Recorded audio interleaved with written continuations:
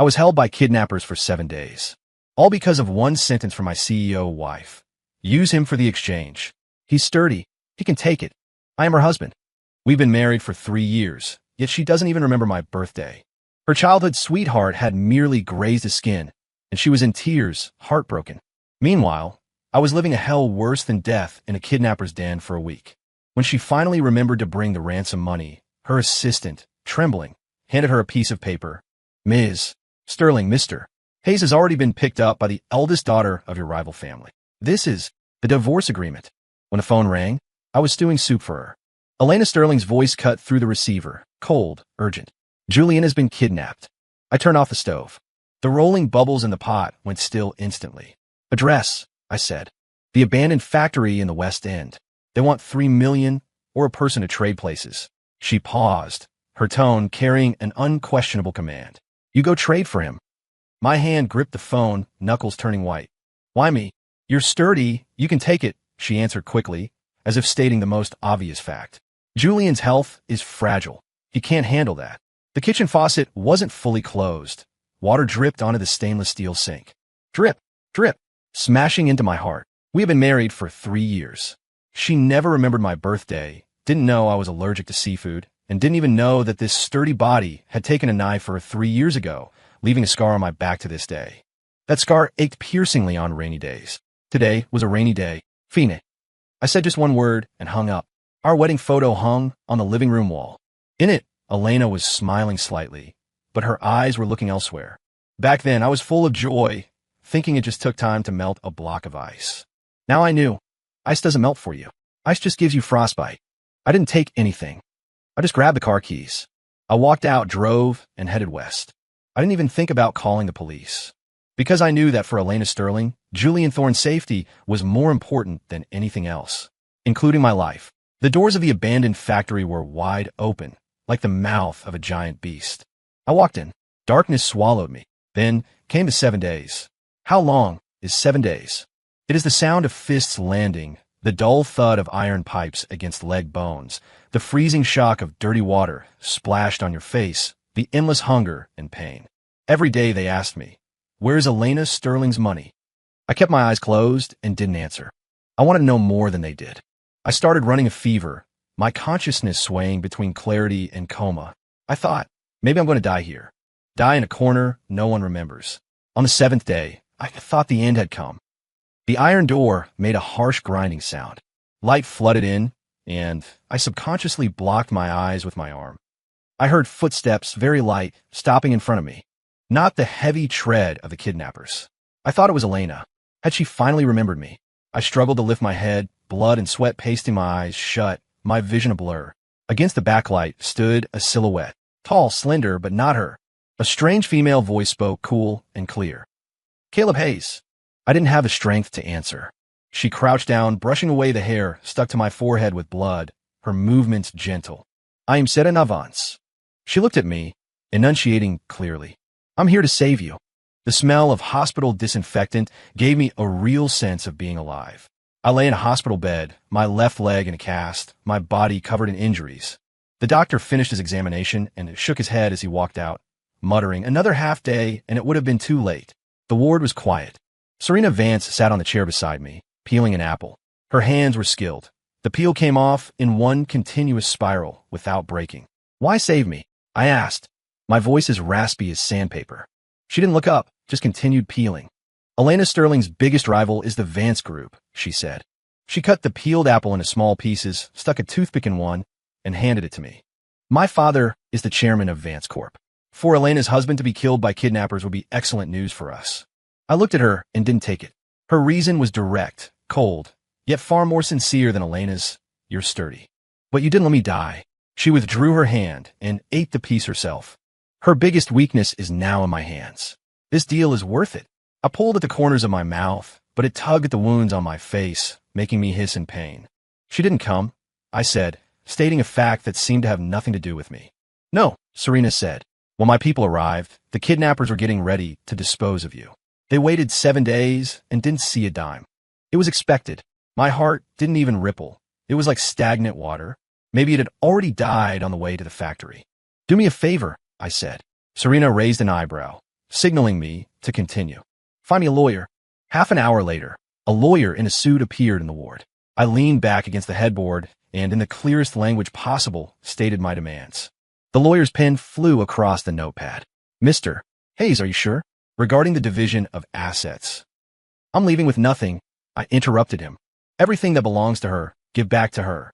Everything I had before the marriage stays mine. She bought the house, it's hers. I bought the car, it's mine. The lawyer paused, then nodded. Understood. Also, I looked at him, please get this divorce agreement to Elena Sterling, to the CEO, as soon as possible. Now. After the lawyer left, the ward fell silent again. Serena looked at me, her eyes holding a hint of curiosity. You don't seem surprised at all. No. I closed my eyes. The darkness of those 7 days flashed through my mind. It was enough. Meanwhile, at a private hospital on the east side of Chicago, Elena Sterling was nervously watching a doctor dress a scratch on Julian Thorne's hand. Doctor, will it scar? His skin is very sensitive. Rest assured, Ms.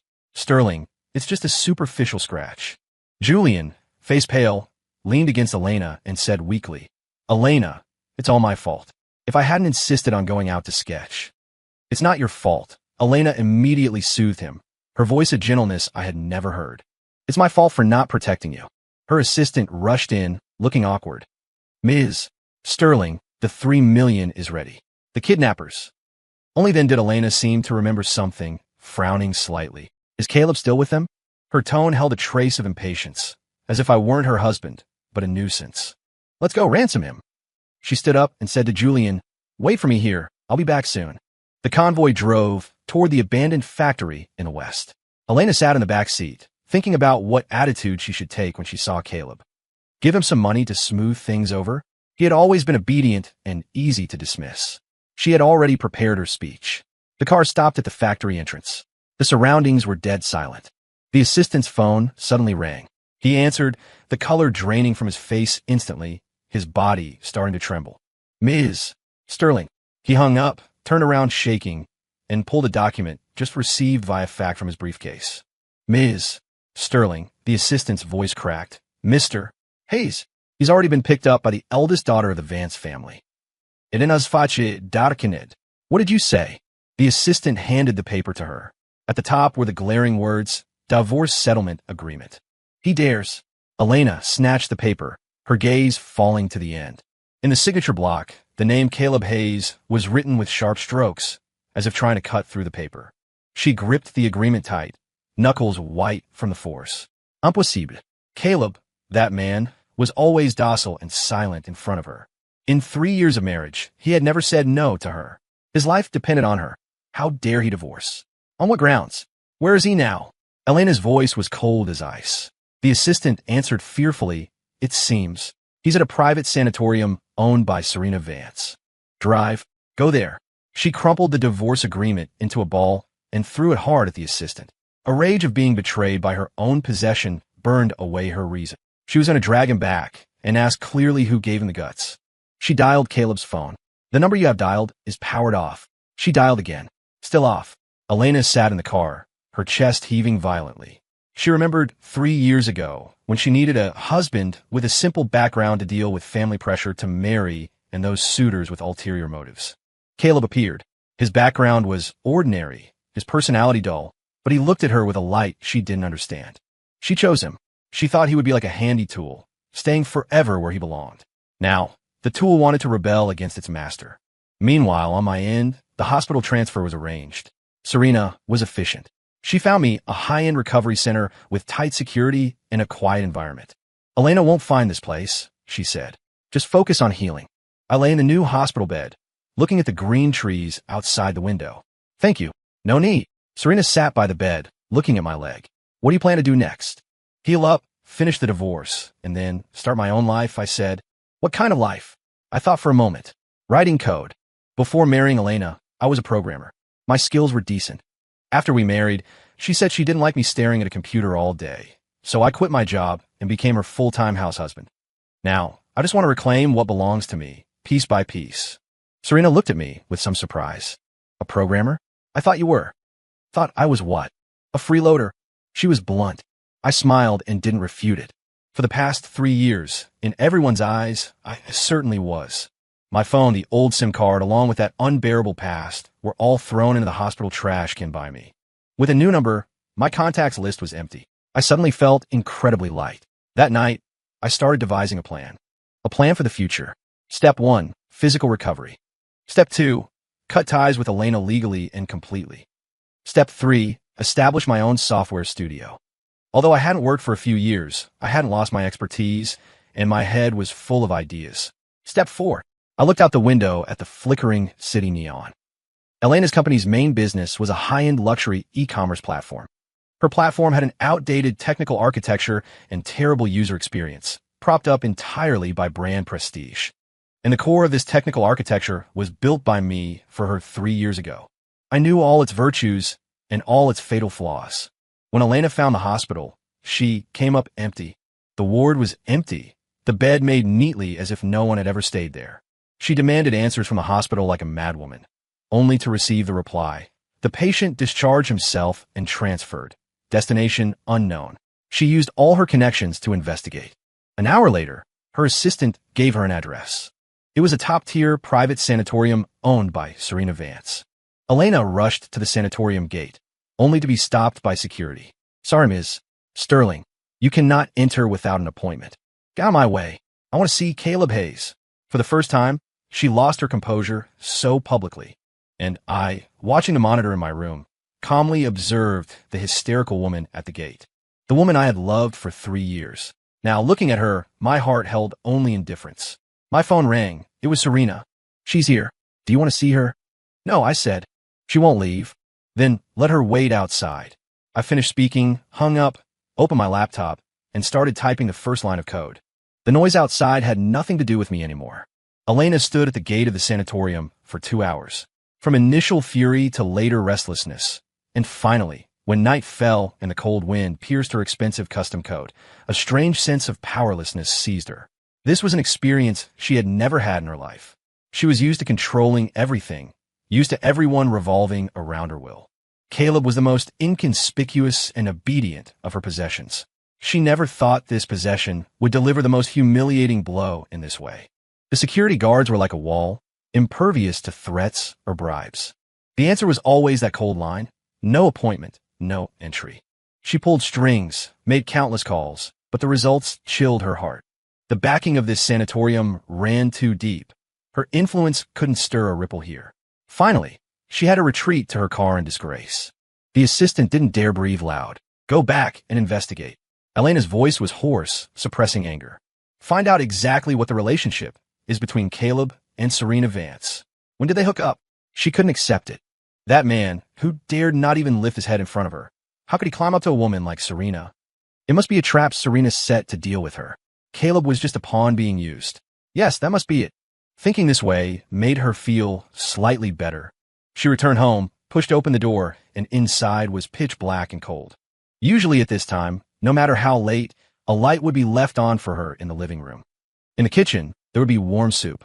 Caleb would walk out of the study or bedroom, take her bag, and ask softly, "You're back? Are you tired?" She never responded. She felt it was what he should do. But today there was nothing. Only dead silence. She stood in the entryway, suddenly feeling that this home she had lived in for 3 years had become incredibly strange. The air seemed to retain Caleb's scent, but the man was gone. For the first time, she felt an emotion called emptiness. Just then, her phone rang. It was an unfamiliar number. She picked up, and a voice she knew to her bones, yet strange enough to make her heart tremble, came through. "Ms. Sterling." It was Caleb. He didn't call her Elena, but Ms. Sterling. The title was like a needle, pricking her heart numb. "Caleb," she immediately shouted sternly. "Have you caused enough trouble? Come back immediately." There was a moment of silence on the other end. Then my calm voice sounded again. "Is Ms. Sterling calling to agree to the divorce?" "Keep dreaming. Elena skringet." "Caleb, I tell you, as long as I don't sign, you will always be my husband. Don't even think about leaving me." "Is that so?" My voice held no emotion. "Then wait for the court summons. Also, a word of advice for Ms. Sterling. Instead of wasting time on me, you'd be better off checking your company's firewall. After all, it's 3-year-old tech. There must be quite a few loopholes." With that, I hung up directly and blocked the number. In the sanatorium room, I put down the phone Serena handed me and nodded to her. Thanks. Serena waved the phone. He seems to still have feelings for you. I smiled self-mockingly. That's not feelings. That's the anger of losing control over a possession. I knew her too well. She didn't love me. She loved my obedience, her absolute control over my life. Now I had taken back my freedom. I was going to let her know exactly what she had lost. I opened my laptop, the screen's light reflecting on my face. I looked at a piece of code I had just finished, a precise scanning program capable of pinpointing all backdoors and vulnerabilities in a specific network architecture. For example, Elena's company's e-commerce platform. That was the empire I built for her with my own hands.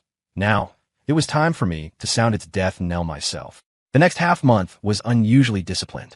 Rehabilitation training every morning, coding all afternoon and evening. My leg was improving day by day. I could already walk slowly with cane.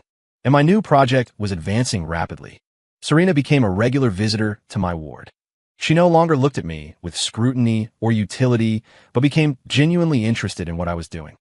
She would pull up a chair and sit beside me, watching the code scroll rapidly across my screen, occasionally asking a question or two. What is this you're making?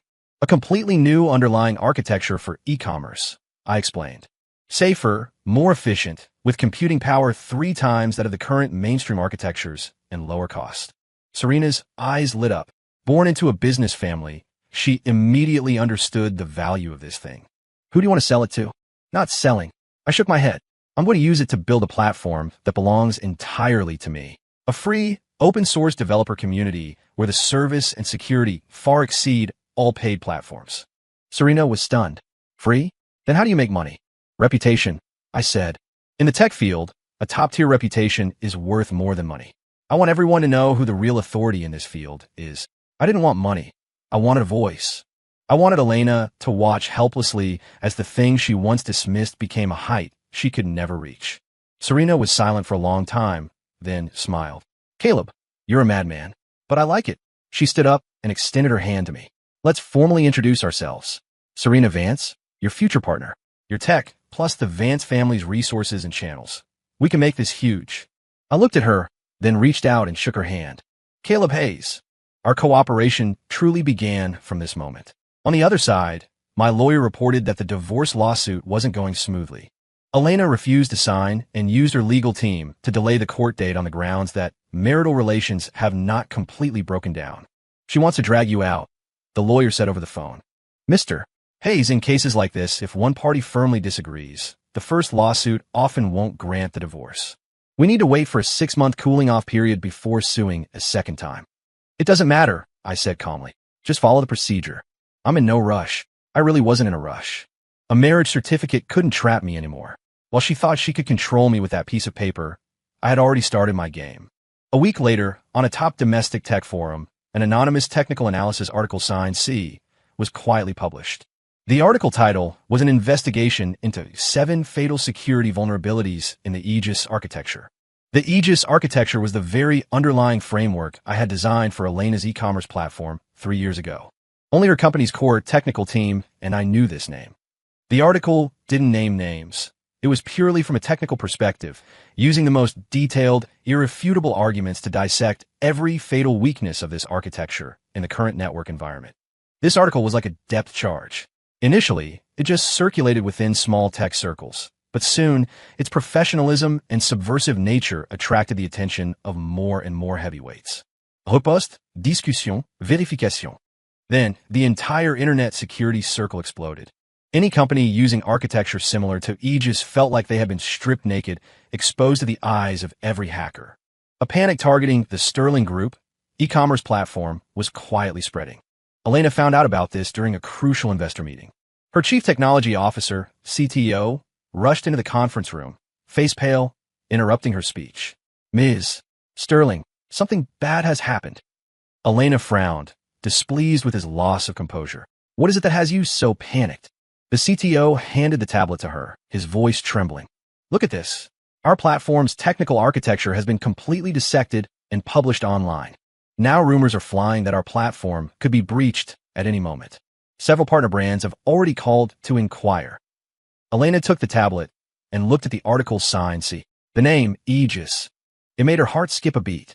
She suddenly remembered what Caleb had said on the phone that day. Instead of wasting time on me, you'd be better off checking your company's firewall. After all, it's 3-year-old tech. There must be quite a few loopholes. It was him. The thought sprang up, freezing her to the bone. She had always thought Caleb was just a programmer who knew some code, an accessory she could discard at will. She never imagined he possessed such terrifying power. That article was like a scalpel, precisely cutting open the heart of the business empire she was most proud of, exposing its most fragile parts to the world. Useless. She couldn't suppress her anger, slamming the tablet onto the floor. I pay so many of you, and you can't find a single bug? Fix it immediately. At all costs, minimize the impact.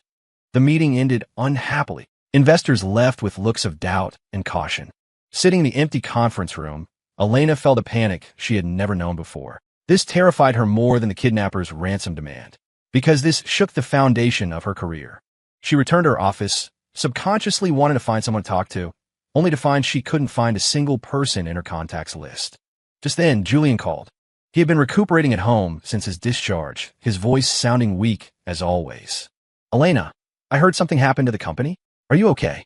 If it were usual, she might have patiently comforted him. But right now, Julian's concern only made her incredibly irritable. Wasn't he the cause of all this? If it weren't a trade for him, she wouldn't have reached this point with Caleb. Caleb wouldn't be retaliating this way. I'm fine, she interrupted him coldly. Just rest. With that, she hung up. Irritated, she clicked on the news, and a financial alert popped up. Vance Group invests millions to back emerging tech team C-Labs, high-profile entry into e-commerce infrastructure market. In the news photo, Serena Vance stood in the center of the press conference in a sharp business suit. And beside her stood a man. The man wore a fitted dark gray suit, posture upright, hair groomed meticulously. Though he leaned on a cane, he didn't look pathetic at all. Instead, it added an air of steady elegance. He turned his head, saying something to Serena, a faint, confident smile on his lips.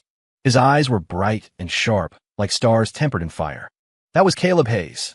A radiant Caleb she had never seen before. A stark contrast to the man in her memory who always wore old t-shirts, taciturn with dim eyes. Elena stared fixedly at the photo. Her heart felt clenched by an invisible hand, hurting so much she couldn't breathe. It turned out he wasn't incapable of shining. It was just that his light never shone for her. Her hands trembling, she dialed the number she had long blocked. This time, she didn't roar. Her voice held a panic she hadn't realized and a trace of pleading. Caleb, let's talk, okay? Her answer was the cold system prompt. Hello, the user you have dialed is on another call. Please try again later. She didn't know that at this moment, I was standing with Serena in the newly rented office of C-Labs, watching the traffic outside. My new phone had no missed calls, because all of Elena's numbers had long been permanently blocked by me. Her world was in chaos, and my new world had just begun. Elena never imagined she would be the one shut out. Standing downstairs at the high-tech park where C-Labs was located, the receptionist politely but distantly told her, Sorry, Ms. Sterling, you cannot go up without an appointment. Mr. Hayes is in a meeting.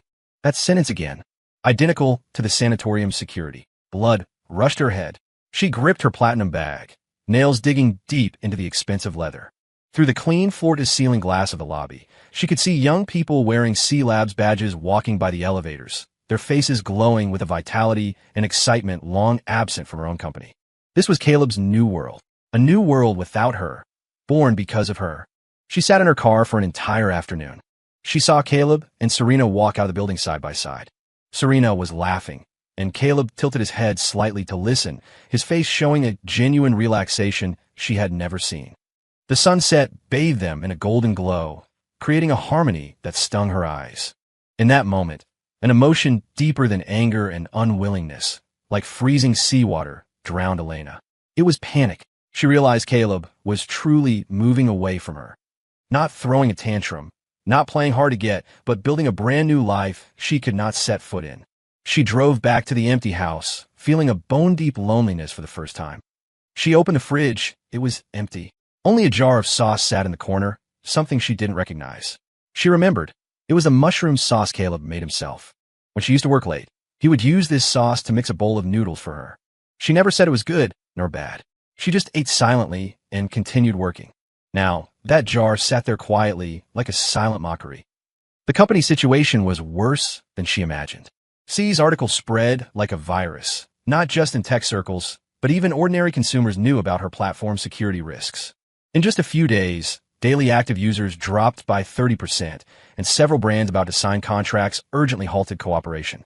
The board had already called 2 emergency meetings, every word questioning her poor decision-making. Her father, the old chairman, called her, his tone harsher than ever. "Elena, I told you long ago, marriage isn't a game, and it certainly isn't a tool. You know how you treated Caleb. Now, you must personally invite him back. Otherwise, you clean up this mess yourself." Hanging up, Elena slumped in her chair. Invite. Once upon a time, she had only commands for Caleb. She picked up her phone, found the block number, and sent a text using her assistant's phone. She edited the content for half an hour, finally leaving just a few words. "Caleb, let's meet.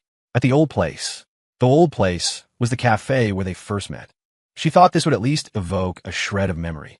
However, she waited for 2 hours, the phone quiet as a stone. Instead, Serena called her, her tone relaxed like chatting. "Ms. Sterling, instead of wasting time on my partner, you should worry about your stock price. Oh, right, I forgot to tell you, Caleb is allergic to seafood. Don't crowd him in the future. I'm afraid something might happen to him." With that, Serena hung up. Elena gripped the phone, cold all over. Seafood allergy. She had never known. My first official celebration dinner with Serena was at a very private Hawaiian cuisine restaurant. C-Lab's first angel round was going smoothly. The Vance family investment was just a stepping stone. Several top VC firms had caught the scent and offered valuations far exceeding our expectations. "You're the hot commodity in the circle now." Serena poured me tea, smiling. "Those VC bosses are about to break down my door just to see you." "Just a good tech demo," I said calmly. "More than that." Serena shook her head, her eyes serious. "What they see is that ruthlessness in you. Ruthless to yourself, and even more ruthless to your enemies." I smiled and didn't speak. The waiter began serving dishes. One was steamed crab, rich with roe and meat, smelling delicious. Serena immediately frowned and said to the waiter, "Please take this dish away and exchange it for something else." She turned to me with a hint of apology. "Sorry, I overlooked it. I forgot you don't eat seafood." I was slightly stunned. "How did you know?"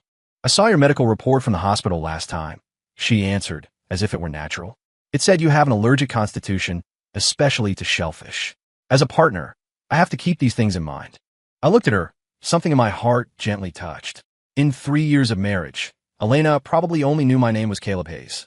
Yet Serena, whom I'd known for barely a month, had already memorized my physical vulnerabilities. The atmosphere of the meal was excellent. We talked about future plans, about code, the market, and how to build a grander tech empire. My spirit was relaxed and focused as never before. This was the world I truly loved and excelled in. After dinner, Serena drove me back to the sanatorium. Just as the car stopped at the entrance, a figure rushed out of the shadows and blocked the car. It was Elena. She looked haggard. Her usual exquisite makeup couldn't hide the fatigue and pallor on her face. She stared fixedly at the passenger seat, at me. I rolled down the window, looking at her expressionlessly.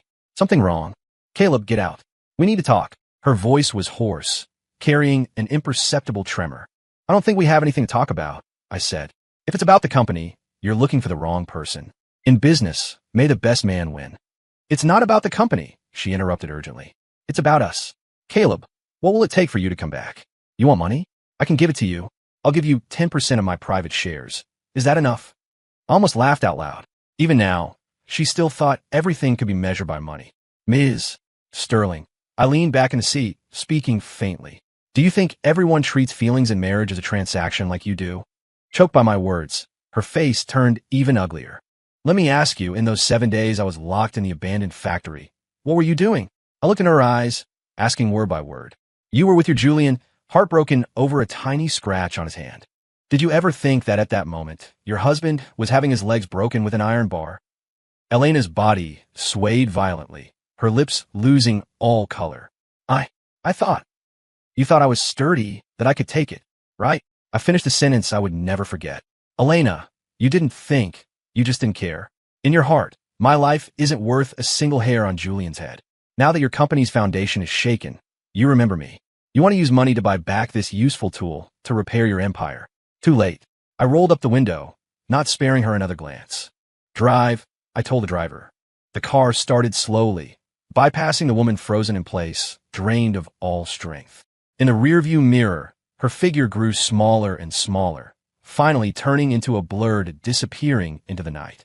That was once my entire world. Now it was just irrelevant scenery on the side of the road. Elena didn't know how she got home. Every word Caleb said was like an ice-tempered knife, repeatedly slicing through her already tattered self-esteem. It turned out he knew everything. He wasn't ignorant. He just hadn't spoken before. He used silence to encompass all her selfishness and indifference, until she crushed that tolerance with her own hands. She walked into the dark living room, tripped over the coffee table, and fell.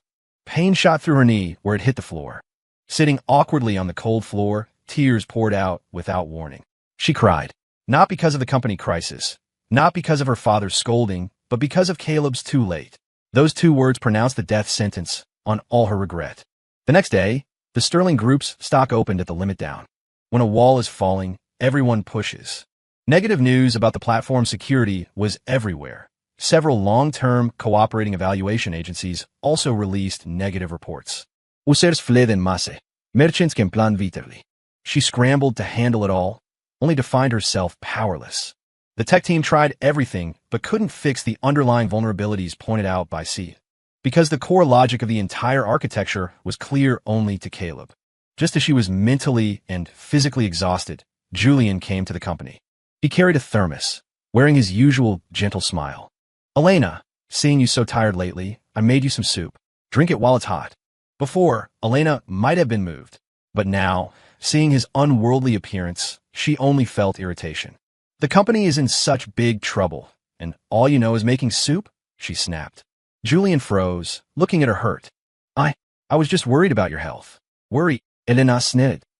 If you were really worried, when I told you to go handle the Caleb situation, why didn't you stand up and say he's your husband too? If it weren't for you, would things have become like this today? She vented all her pent-up resentment on this man she once protected at all costs. Julian's face turned pale, lips trembling, unable to say a word. Seeing his fragility, the last shred of affection in Elena's heart wore away. She waved her hand as if shooing a fly. Go, I don't want to see you. After sending Julian away, she received a call from her lawyer. Ms. Sterling, Mr. Hayes' side has submitted new evidence. The lawyer's tone was unusually grave. It's all the work records of the technical development and maintenance he did for your company for free during the marriage. Our legal advisors have evaluated it. If he pursues the value of this labor, it could involve a redetermination of company equity. This is very unfavorable for us. Elena felt the world spin. Caleb was pulling the firewood from under the cauldron. Not only did he want a divorce, but he also wanted to take the share that belonged to him from the career she was most proud of. She was finally afraid. She thoroughly realized exactly what kind of person she had lost. She grabbed the phone on the desk, trembling as she dialed her lawyer, voice hoarse, carrying a humbleness and compromise never seen before. Tell Mr. Hayes' lawyer, I agree to the divorce. All conditions, exactly as he proposed. I only want to see him one last time. Meanwhile, I was standing in the brand new office of C Labs, looking out the window. Serena walked over and handed me a file. Good news. Europe's largest luxury e-commerce platform, Elysian, contacted us proactively, hoping we can help upgrade their entire line of technology. They were the client Elena wanted to land the most. I took the file and nodded. My phone vibrated, a message from my lawyer. Mr. Hayes, the other party has agreed to the uncontested divorce and waived all property disputes. She has only one request.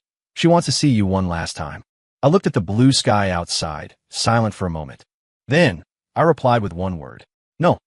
The divorce agreement was delivered via the lawyer's express courier. A few thin sheets of paper landed on my desk, yet they felt like they weighed a ton. On the last page, Elena's signature was flamboyant, carrying a trace of her usual lofty scrawl. But at the end of the last stroke, one could see a jarring, slightly trembling ink smudge, as if signing those words had exhausted all her strength. My lawyer said on the phone, Mr. Hayes, the other party has fully agreed to all our conditions, and the division of assets is complete. Legally speaking, you and Ms. Sterling no longer have any relationship. Good. I hung up, picked up the agreement, glanced at it, and then threw it into the shredder by my hand. The harsh motor sound rang out. That oppressive 3-year marriage, along with that woman's name, was cut into unassemblable fragments. No thrill of victory, no joy of revenge. In my heart, there was only the calm of dust settling. Like pulling a tooth that had been rotten for a long time, The process might be bloody, but once it's out, the whole world is clean.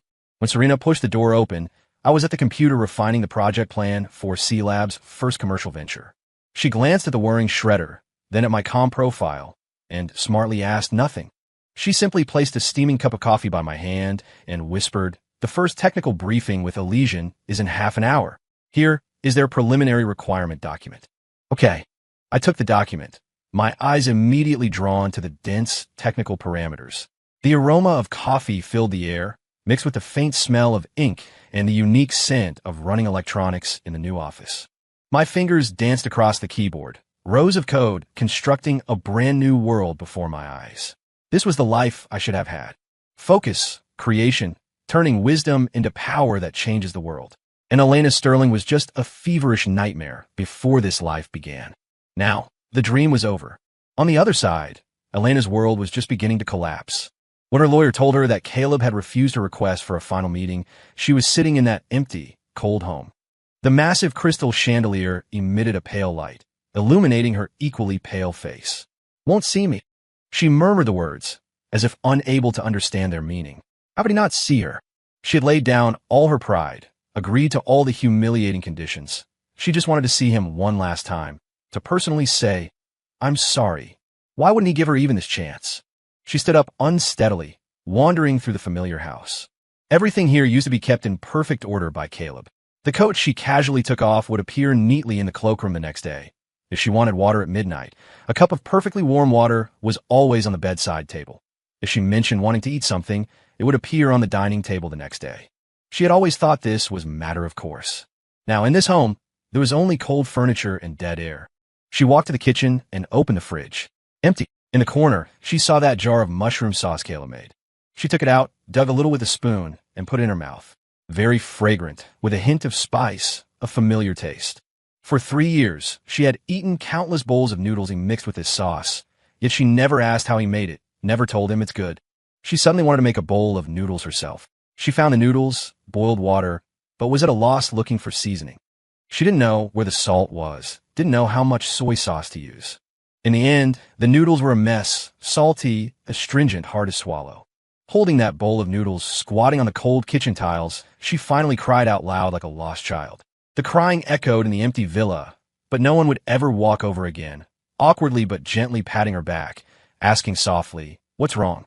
A few days later, a dark red divorce certificate was placed on her vanity next to the marriage certificate. One was a beginning, one was an end. She picked up the divorce certificate, seeing her name and Caleb's separated on 2 pages, like 2 strangers who would never intersect again. Her hands trembled, a severe pain of being completely stripped away, uprooted, almost suffocated her. She finally understood that she hadn't lost a husband, a nanny, or a tool. She had lost the only person in this world who loved her more than himself. And all of this was her own doing. Time is the best medicine and the sharpest carving knife. 6 months later, C Labs had leaped from a startup team to a top-tier tech lab, renowned domestically and across Asia. Our free, open-source Morningstar architecture swept through the developer community in just a few months due to its unparalleled security, efficiency, and ultra-low deployment cost, hailed as an epic-making initiative. Countless small and medium e-commerce platforms benefited, and we dragged the industry's technical standards up a level. Our cooperation with European luxury giant Elysian became a benchmark case in the industry. We not only rebuilt their underlying systems, but used AI algorithms to create a frighteningly precise user profiling system, boosting their online sales by 60% against the trend. C Labs became famous, and I walked from the shadows into the spotlight. At a world-class internet summit, as the keynote speaker, I delivered a speech titled "The Technological Singularity of the Next Decade." Wearing a suit Serena chose for me, I stood in the center of a venue holding thousands. Behind me, a massive LED screen flashing the starry logo of our Morningstar architecture. My leg was fully healed, my stride steady. I didn't use a script, just used a steady, clear voice to explain my tech philosophy and vision for the future to the world. Below sat the CEOs and founders of every nameable tech giant. In their eyes were shock, admiration, and contemplation. I saw a whole new world unfolding before me, and I stood at its center. When the speech ended, the audience erupted in thunderous applause. I walked off stage. Serena was waiting for me, her eyes astonishingly bright, holding the light of the stars. Caleb, She handed me a bottle of water, sighing sincerely. "You were born for this." I smiled, took a sip, and looked at the crowd still discussing heatedly. Yes, this was my battlefield. Meanwhile, the atmosphere at the Sterling Group headquarters was grim. To cope with the plummeting stock price and mass brand exodus, Elena was forced to sell the company's two most profitable non-core businesses and lay off nearly a third of the staff just to stabilize the situation. But the company was severely damaged, falling from industry leader to a second-rate level, struggling to survive. She was no longer the undisputed queen. At board meetings, she could only grit her teeth through the doubts and reprimands of the elders. Subordinates who once fawned over her now looked at her with contempt and distance. The TV in her office was broadcasting the internet summit. She saw Caleb on stage. He looked so strange, yet so familiar. Strange was the effortless confidence and radiance. Familiar were his deep eyes and straight nose bridge. Every technical term he spoke, every future blueprint he described, was like a knife plunging deep into her heart. He knew so much. He had such grand ambition and talent. And in 3 years of marriage, she never cared, never noticed. She only thought him dull, boring, a nerd unworthy of her. How laughable. Just then, Julian walked in. He still looked frail, holding a bouquet of flowers. "Elena, don't be too tired. The weather's nice outside. Shall I accompany you for a walk?" If it were before, Elena might have felt moved. But now, looking at his detached from reality appearance, she felt an uncontrollable disgust. It was for this man, for his hypochondriac fragility, that she gave up her true treasure. "Get out." She squeezed the word through her teeth. Julian froze, dropping the flowers. "Elena, you—" I said, "Get out. Do you not understand English? Take your flowers and get out of my world. I never want to see you again in my life." She finally understood that her so-called love was just possessiveness over an exquisite doll. And now, she didn't even have the energy or mood to possess it. Julian, frightened pale by the finality in her eyes, scrambled out of the office. In the huge office, only Elena remained, with the radiant man on the TV. One in the sky, one in the mud. She slowly slid to the floor, weeping silently. She knew that between her world and Caleb's, there was now a chasm she could never cross in this lifetime. 1 year later, late autumn night, a charity auction gala was being held at the city's premier hotel. Serena and I attended as representatives of C-Labs.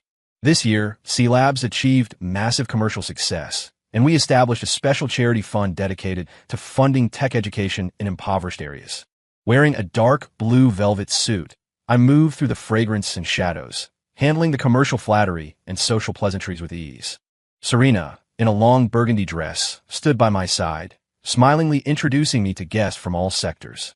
Our tacit understanding needed no words. A look was enough. Halfway through the banquet, I want to get a glass of champagne. As I turned, my steps paused. Not far away, a somewhat lonely figure stood in an inconspicuous corner. It was Elena. She saw me too. She had lost a lot of weight. The fitted gown looked a bit empty on her. She wore exquisite makeup, but couldn't hide the bone-deep haggardness and desolation. She was no longer the focus of the crowd. No assistant, no friends, just holding a glass alone, like an outsider who wandered in by mistake. I heard the Sterling Group had undergone a difficult restructuring and had been taken back by her father. She retained only a nominal directorship, completely fading from management. Our eyes met in the air. Time seemed to freeze. I thought I would see hate, resentment, unwillingness. But there was none. In those eyes that once brimmed with coldness and disdain, now only remained a sorrow too thick to dissolve, and a regret bordering on despair. And me? My heart was completely calm. No hate, no love, not even a trace of revenge's thrill. I was looking at a stranger, a passerby, with no connection in my life. The pain of those 3 years, the torture of that week, seemed to have turned into a black and white movie I had watched, the plot twisted but distant. I gave her a slight nod. It was the most distant, polite gesture, like a farewell, or like saying, everything is in the past. Then, I turned around and walked towards Serena without hesitation. Elena watched my retreating back, watched me walk naturally to Serena, watched Serena smile and adjust my bow tie, watched us whisper and laugh. The glass in her hand slipped and shattered. Red wine bloomed on the carpet like blood. But no one looked back, and no one cared. Serena noticed my distraction and asked softly, "What's wrong? See someone you know?" I shook my head, giving her a genuine smile. "No, just thought the lighting tonight is nice." She smiled too, eyes curving like crescents. The auction continued. One item was a star model made of discarded electronic components by children in the mountains, rough but full of imagination. The starting price wasn't high, but no one bid. I raised my paddle. After a few rounds, I won it. Serena asked, puzzled, "You like this?" "No." I looked at the model and said softly, "I want the child who made this to know that someone sees his dream." Serena looked at me, something in her eyes turning incredibly soft. The banquet ended, and we walked out of the hotel side by side. It was drizzling outside, very similar to the day I was rescued from that factory a year ago. A car stopped in front of us, the driver opening the door. I didn't get in immediately, but stopped, turned to look at Serena. Raindrops landed on her hair. The street lamp haloed her in soft light. "Serena." I looked seriously into her eyes. Tomorrow, let's go look at houses," I said. Serena paused slightly. Then immense surprise and joy burst from her eyes, startlingly bright. She didn't speak, just nodded vigorously, eyes slightly red. I reached out and gently held her hand. Her hand was warm. We got into the car together, driving smoothly into the rainy night. I didn't look back at the brightly lit hotel, nor did I think about the woman living in regret. My new world had already begun. Outside the window, the city neon flowed like a galaxy leading to the future. And this time, I was no longer alone. The house hunting was faster than I imagined. Serena didn't choose those gaudy, overly ostentatious mansions, but took me to a hillside villa area in the eastern suburbs. Far from the noise, shaded by trees, every unit enjoyed excellent privacy and wide views. We finally chose a modern glass villa. 3 sides were massive floor-to-ceiling windows. Standing in the living room, you could take in the distant city skyline and the nearby mountains and lakes. "I like it here."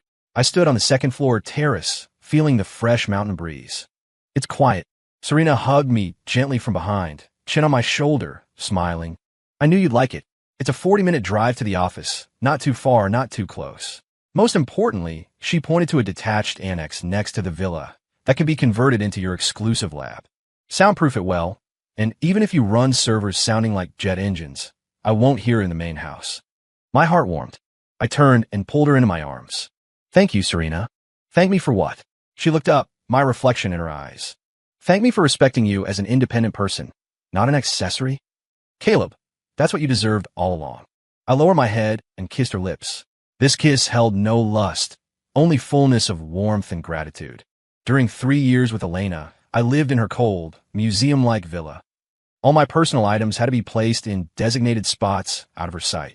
My professional books were deemed to ruin the decor and stuffed in the bottom cabinet of the study.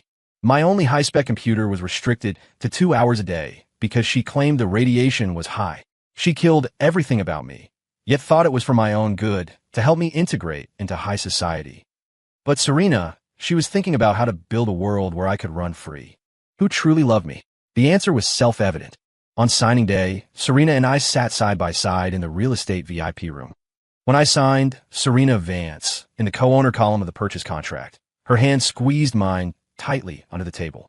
I could feel the moisture and slight tremor in her palm. I squeezed back, giving her a reassuring smile.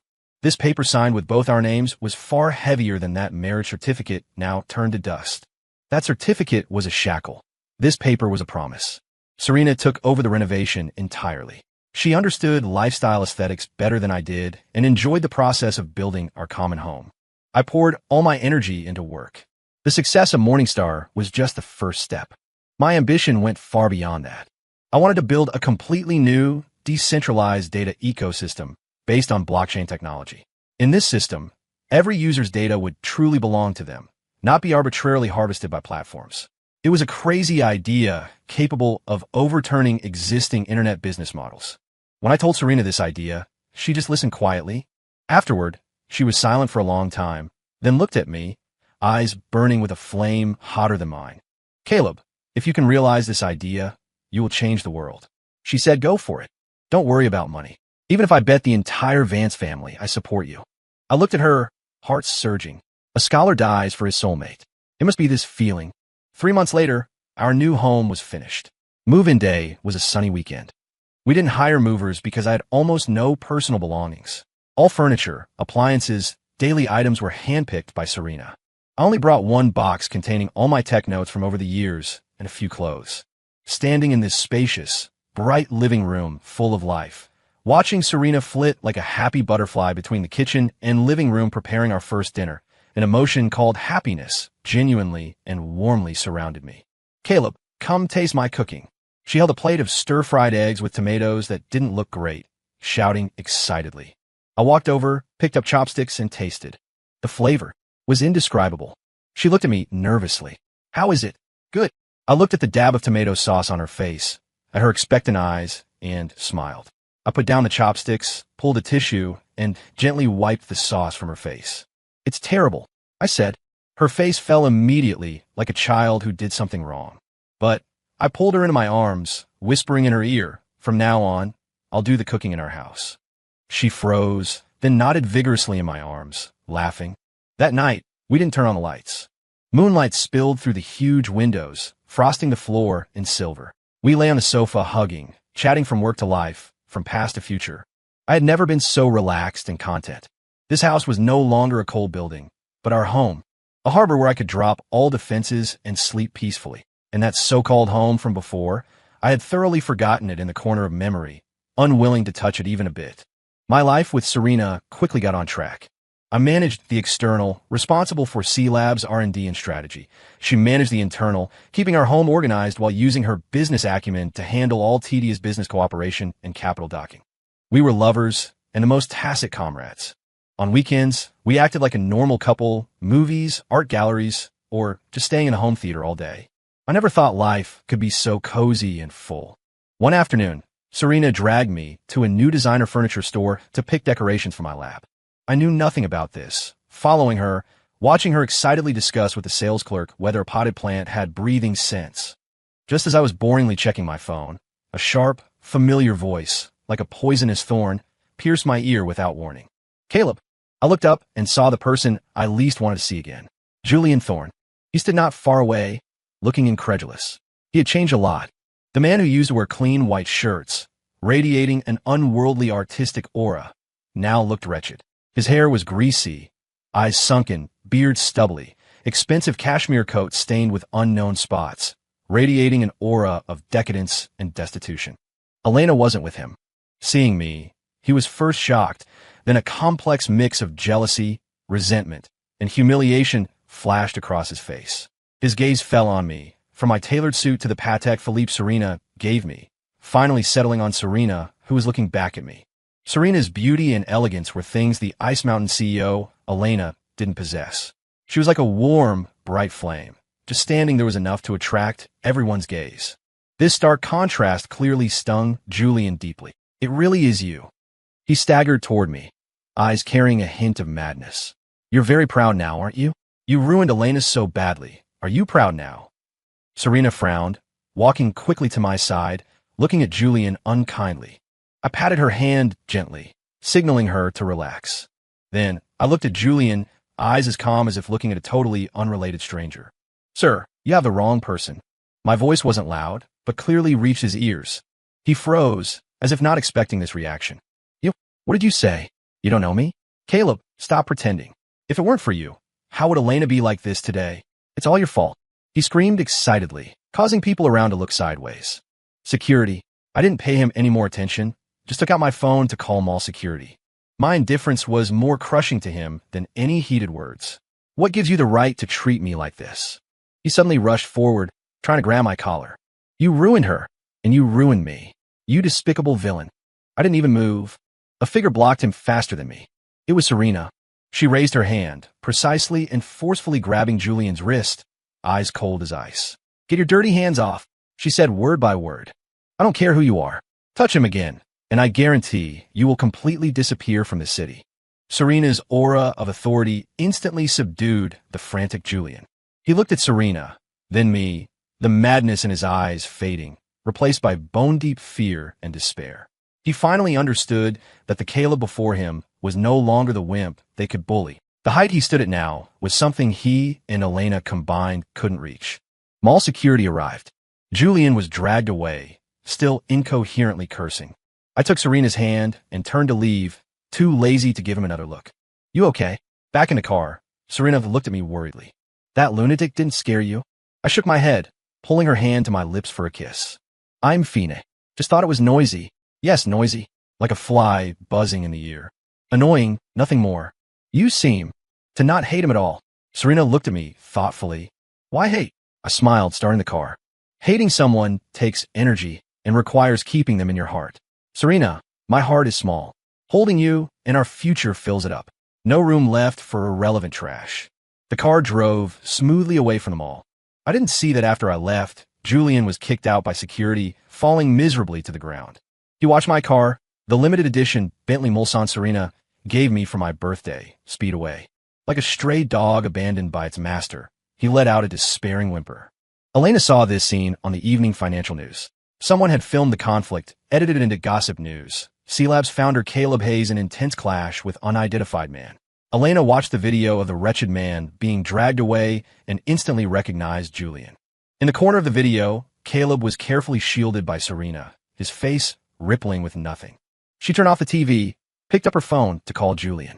But halfway through dialing, she put it down. What could she say? Comfort him? Blame him? She suddenly felt incredibly tired. This mess created by her own hands was like an invisible net trapping her. And the man she thought could never leave her had long flown out of this net, toward his own clear sky. Deep winter, heavy snow. The Sterling Group held its last board meeting of the year. The topic was whether to completely shut down the e-commerce business that had lost money for 4 consecutive quarters. Elena attended as a figurehead director. She sat at the very end of the table, listening to her father and directors discuss surgically removing her once proud life's work from the group's map like necrotic flesh. No one asked her opinion. She was like a transparent person, a symbol of shame. After the meeting, everyone left in a hurry. No one greeted her. Soon she was alone in the huge conference room. Outside, snow fell silently, clothing the city in white. Looking at the gray sky, she suddenly remembered many years ago, on a snowy day like this, she worked late. Caleb waited in that old car downstairs for 3 hours. When she got in, she didn't say thanks, just complained about the cold and why the heater wasn't on. Caleb said nothing, just pulled a thermos for the passenger seat. Inside was piping hot cocoa. He said, I know you get cold easily. Drink something hot first. Back then, she didn't care. Now, the memory was a dull knife sawing back and forth on her heart. She returned to the empty villa and opened her computer. Pop-up news about C-Labs appeared automatically. C-Labs announces completion of Series C financing. Valuation breaks $100 billion USD.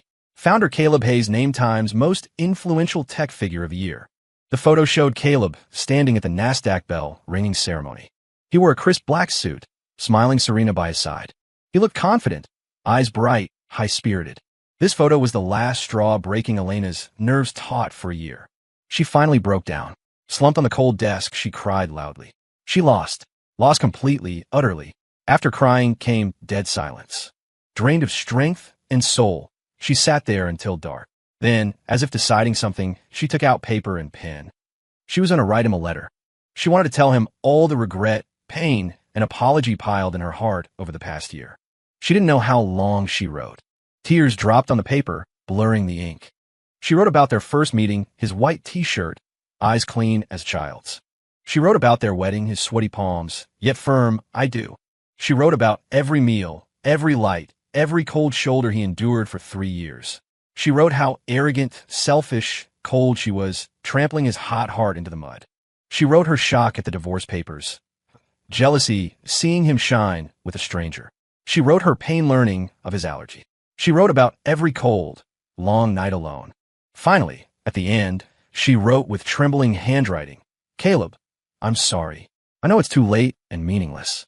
I don't ask forgiveness. I just want to tell you, I regret it. If life could start over, I would trade everything for a chance to know you again. Elena, who loved you.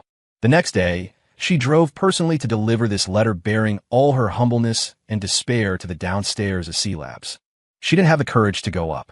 She handed the letter to the receptionist, voice hoarse, pleading, please make sure to hand this letter personally to Mr. Caleb Hayes. The receptionist nodded politely. At that moment, I was in my home lab on a video call with Serena. She was on a business trip in Europe. We hadn't seen each other for 3 days. In the video, she wore a bathrobe, hair wet, complaining about how hard long-distance relationships were. I smiled listening to her, heart soft. My assistant knocked and entered, holding an envelope. Mr. Hayes, sent up from reception, addressed to you personally. I took the envelope, pausing slightly when my eyes landed on the familiar, scrawled, sharp handwriting. Serena on the video keenly sensed the change. What's wrong? Whose letter? I looked up, smiled at her, held the envelope close to the camera so she could see the writing. An old acquaintance, I said. Then, right in front of Serena, without opening it, I tossed it into the shredder by the desk. The machine started. That letter, likely full of regret and apologies, was instantly devoured, turning into meaningless confetti. Watching Serena's eyes light up on screen, I smiled. All right, trash handled. Let's continue discussing. For our honeymoon, Tahiti or Iceland for the aurora. Outside, the snow stopped. A ray of long-lost sunlight pierced the clouds, shining in, warm and bright. My new world was bathed in sun, haze-free. And that woman living in regret, her world would forever be a long winter without light.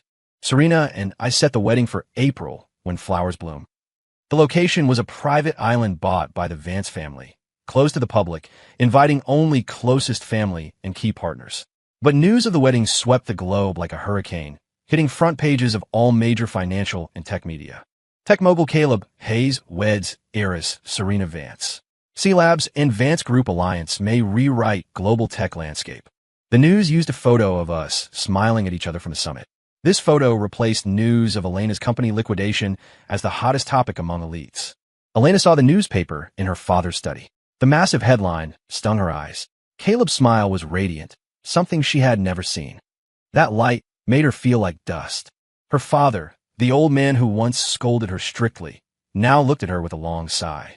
Elena, it's time to let go. He isn't your Caleb anymore. From the moment you push him into that fire pit, he wasn't. Elena didn't speak, just gripped the newspaper, knuckles white. How could she let go? Everything Caleb had now, glory, status, wealth, and that woman should have been hers, if she hadn't been so stupid. But there are no ifs. She could only watch as the internet flooded with reports of the century's wedding. The invitation was designed by Caleb himself, a card thin as a cicada's wing with an embedded chip. When guests tapped it with NFC, a beautiful code-generated star animation bloomed on screen, forming the time and place. This alone ignited the tech world again.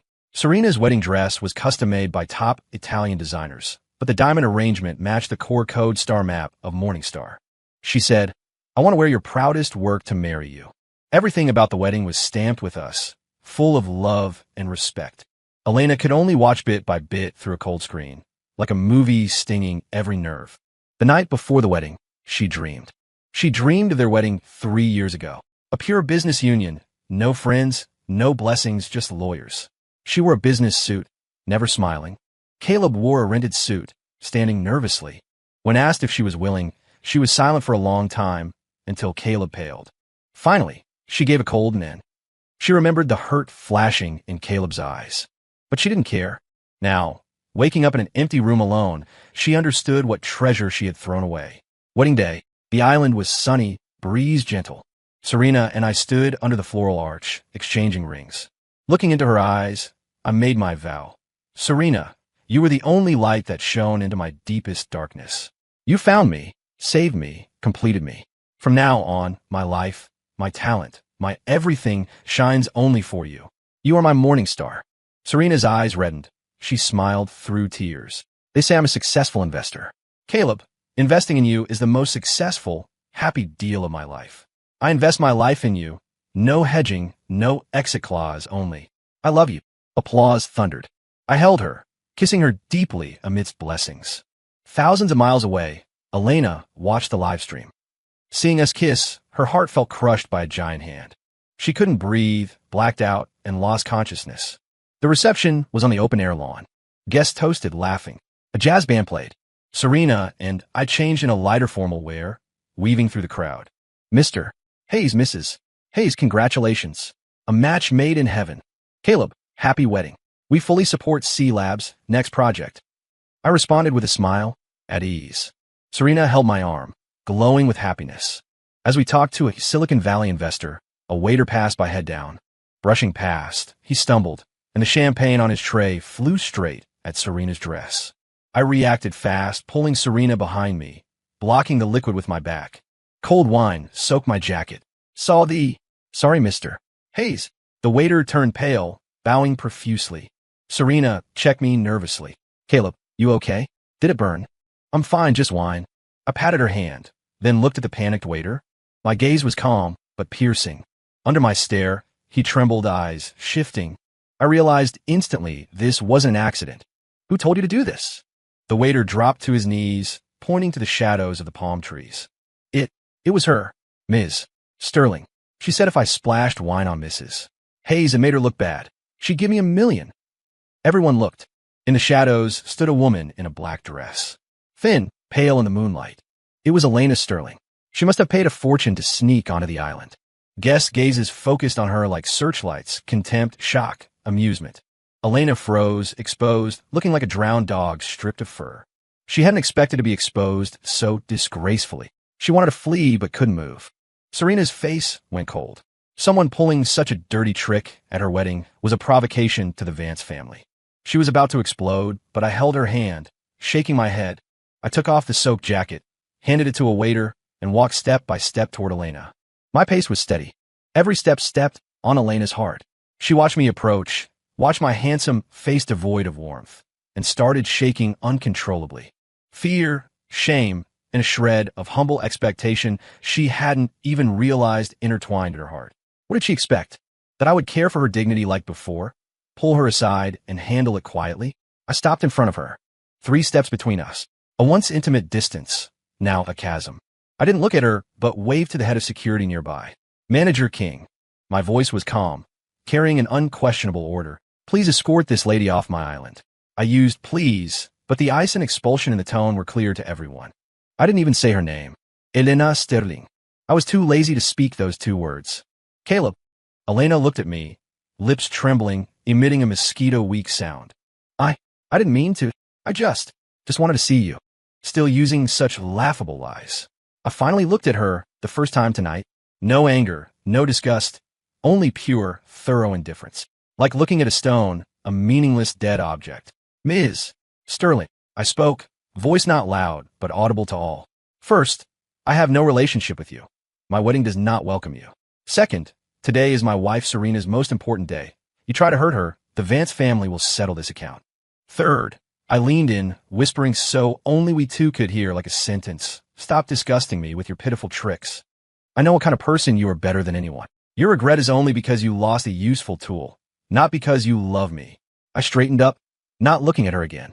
2 large security guards walked up, grabbing Elena's arms. No, Caleb, you can't do this. Listen to me. Elena finally broke, struggling violently like a madwoman. I really know I was wrong. I love you. Caleb, I love you. This, I love you, arriving 4 years late, sounded incredibly ironic and cheap here. I didn't look back.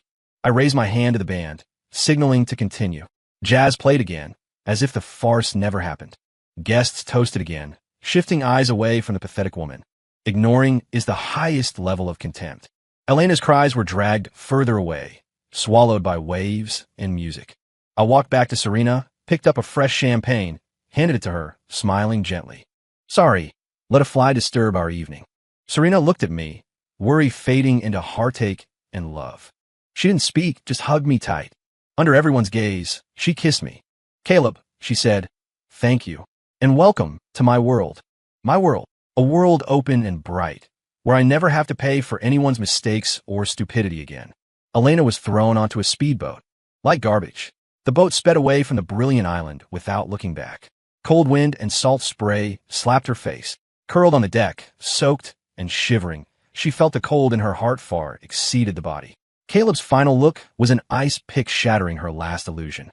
Indifference. He didn't hate her, meaning she wasn't worth remembering as an opponent.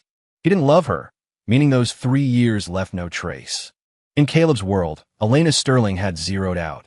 The speedboat rose and fell on the dark sea. The island became a blur, vanishing. Like her life, falling from brilliance to infinite darkness. She remembered a year ago, sitting in the car watching Caleb and Serena leave. Then it was unwillingness. Now only despair. The kind where you don't even have strength to cry. She finally understood. Caleb wasn't taking revenge. He was just living his life. A life with stars and sea. And she was just a clod of mud he stepped on before reaching them. He didn't even look back to see if he crushed it. He just wiped his shoe and walked on. When the boat docked, it was dawn. Elena walked off like a ghost. Her father's men waited. Bodyguards looked at her with disdain, but approached professionally. Miss, the chairman wants you back. Back. Where could she go? Back to the Sterling estate. Her father sat in the living room, awake all night. Seeing her ghost-like state, he felt no pity, only anger. Slap. A loud slap landed on her face. How long will you shame the family? The old man shook with rage. How did I birth such a stupid, shameless daughter? Because of your stunt last night? All the partners we were talking to canceled this morning. They say the Sterling family has no morals. Elena covered her burning face, listening numbly. From today, you stay home. Nowhere else. The old man pointed at her. I'll announce you need long-term rest for mental health. Your brother will take the company. You stay put until you die. This was a life sentence. Elena looked at her father, seeing only cold rejection. Her life was over. Thousands of miles away, morning sun poured into our room. I opened my eyes to see Serena sleeping quietly in my arms. Last night's farce didn't affect us. I kissed her forehead. She woke, nuzzling into me like a kitten. Good morning, Mr. Hayes. Good morning, Mrs. Hayes. We smiled. Outside, blue sea, blue sky. Our new chapter formally began on this perfect morning. As for the woman left in darkness, who was she?